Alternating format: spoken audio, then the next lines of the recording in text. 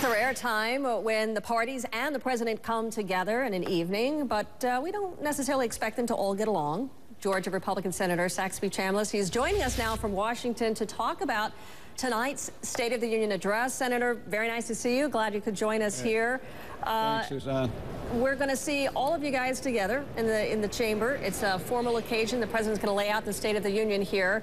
People look at this year and they look beyond this election and they still see Washington gridlock. They say, why can't Congress get more done? How do you plan to personally try to break through some of that and actually work with those across the aisle to move legislation forward? Well, first of all, Suzanne, you've got to have leadership coming from the top. And frankly, there's been a void in basically every area out there. And I hope tonight that the president says, look, we were in a tough election year, but there's still major things that we need to accomplish that are important to the American people and important to our country. And if he will take the initiative, I think it will help. Otherwise, there's a continuous process here in the Senate of trying to work on both sides of the aisle, people reaching across. Senator Warner and I work very closely on the debt and the deficit issue. We're going to continue that work. Our base is very broad out there from a bipartisan standpoint. From a war on terror standpoint, Senator Feinstein and I'm the vice chairman of the Intel Committee. She's the chairman. We see eye to eye on almost every issue, and when we have differences, we're able to really work them out for the most part.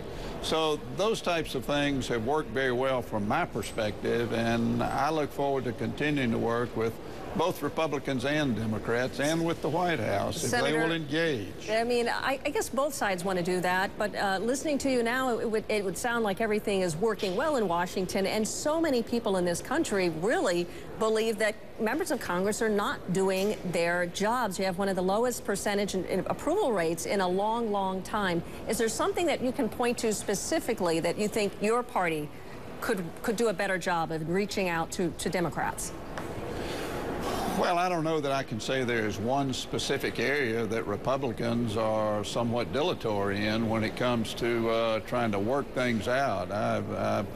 You know, there are any number of issues reaching from energy to housing to the war on terror where we have seen cooperation to a certain extent. The problem is, and the American people are justified, frankly, in their opinion about the gridlock in Washington right now, because at the end of the day, what is the result?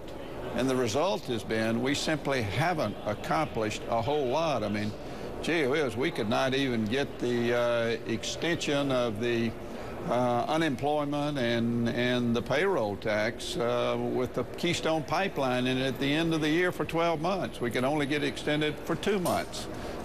There's something wrong in this town, and we've got to keep working at it until we get it right. And how do you do that? Because your Congresswoman Gabrielle Gifford, she's going to be there tonight, and it was that terrible attack against her when she was shot in the head. She's going to be at the State of the Union. This is really the last act, if you will, before she resigns to focus on her recovery there. But you guys made a pledge to work together to put some of this ugliness behind after that tragedy.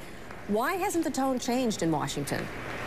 Well, it has changed somewhat, but you have to understand, too, Suzanne, that these are not black and white issues. These are very complex issues. These are issues that require not only a lot of debate, but a lot of thought going into it to make sure that we do it right.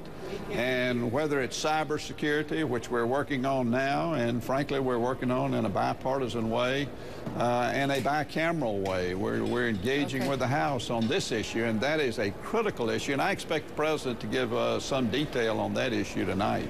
All right, and Senator, I have to ask you before you go, do you have a date tonight as well? I know they're pairing Democrats and Republicans together to sit together. Do you have somebody that you're sitting with? I'll be honest with you, Suzanne, I've been in a classified hearing all morning. I just got back into town this morning, and I frankly haven't given that much thought, but I enjoyed sitting with Senator Warner last year, and who knows where I'll be tonight. All right, you let us know if you find a date, a Democratic date. We appreciate it. All right, thanks again, Senator. As President Obama prepares for tonight,